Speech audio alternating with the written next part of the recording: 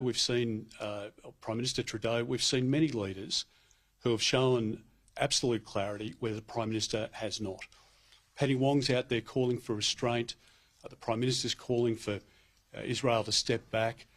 Israel is facing an existential threat of extinction. They are being attacked through the proxies of Iran. That's what's happening here. Israel wasn't firing rockets on the 6th of October. On the 7th of October, 1,200 people were slaughtered by Hamas terrorists. People to this day are still being held captive in tunnels who were dragged back across the border on that day. And this government says that it's okay for protesters to be out on the street. Well, I think the Premier is at odds with the majority of Victorians who would not support the celebration of death. And as James rightly points out, this is the biggest loss of Jewish life since the Holocaust.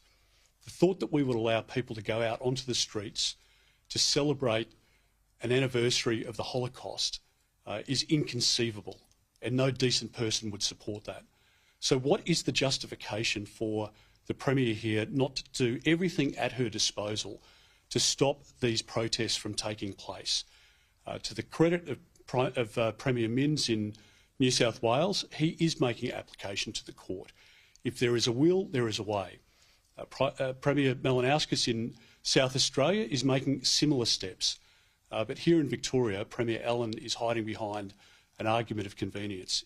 If there is a will, there is a way to stop these protests and to stop this celebration of death. We're a civilised society.